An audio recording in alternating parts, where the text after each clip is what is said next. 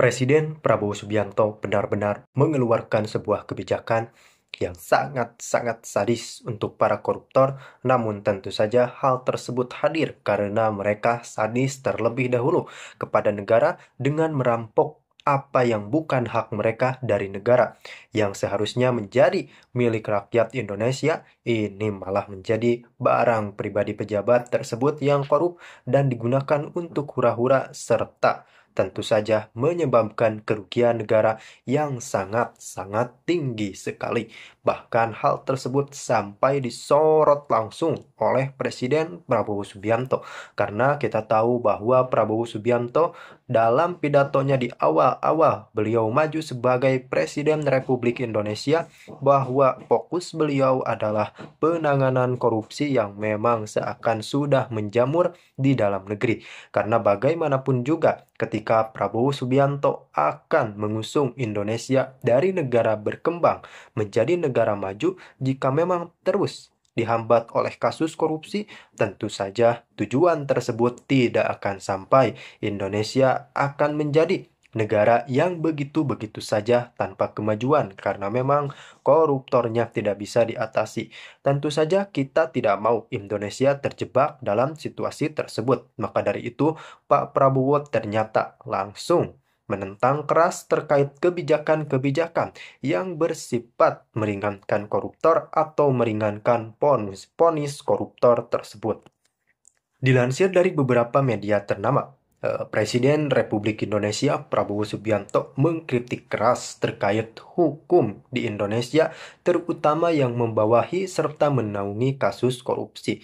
Pak Presiden memang tidak menyebut nama, namun Pak Prabowo menyindir semua pihak yang ikut terlibat dalam praktek kasus korupsi, terutama yang menyebabkan kerugian negara hingga ratusan triliun. Pak Prabowo sangat mengkritik keras karena memang bagaimana bisa ketika kasusnya sangat tinggi, angkanya sangat tinggi, 300T, tapi vonisnya hanya 6,5 tahun. Tentu saja Pak Prabowo dalam sebuah forum mengatakan tentu ini sangat keberatan dan rakyat saya yakin semuanya keberatan serta ini seolah menjadi momentum perusakan sistem hukum tata negara.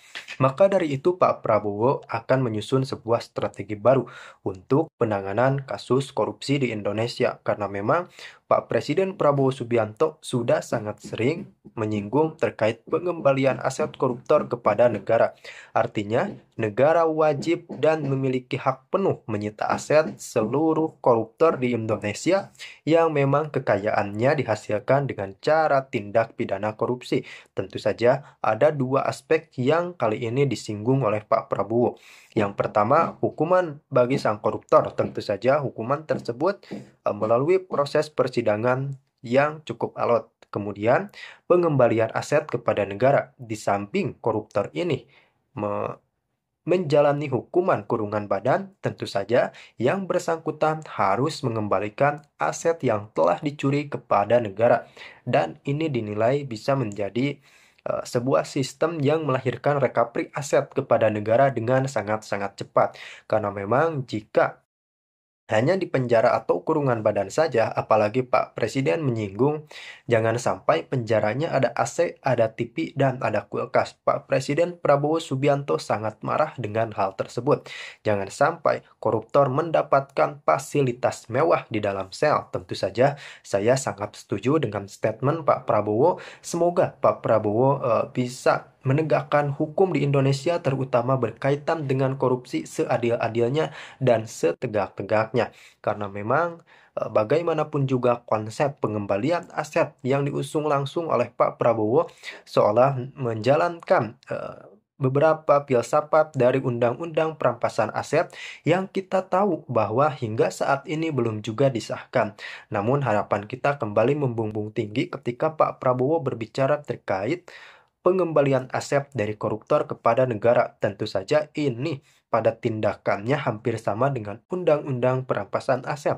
Nah, inilah yang menjadi harapan baik kita semua karena bagaimanapun juga pengembalian aset sangat efektif, terutama bisa menimbulkan dan memberikan efek baik terhadap keuangan negara yang sebelumnya dikorupsi bisa dikembalikan. Tentu saja ini adalah sebuah sistem yang sangat-sangat menjanjikan bagi kita semua dan kita harus dukung itu.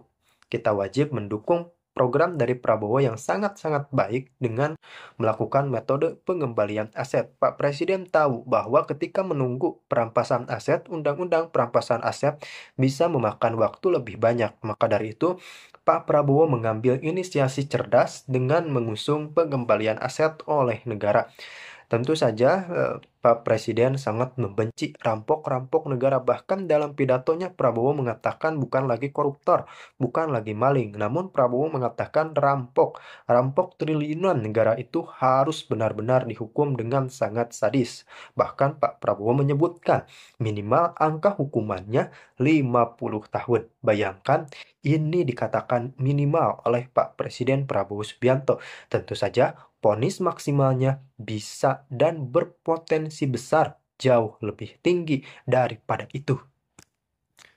Maka dari itu Pak Presiden Prabowo Subianto menentang kebijakan serta keputusan hakim yang memang memberikan vonis 6,5 tahun. Kemudian Pak Prabowo meminta semua pihak untuk banding melawan keputusan ini karena bagaimanapun juga ini adalah suatu konsensus yang harus dan mesti serta wajib diperjuangkan.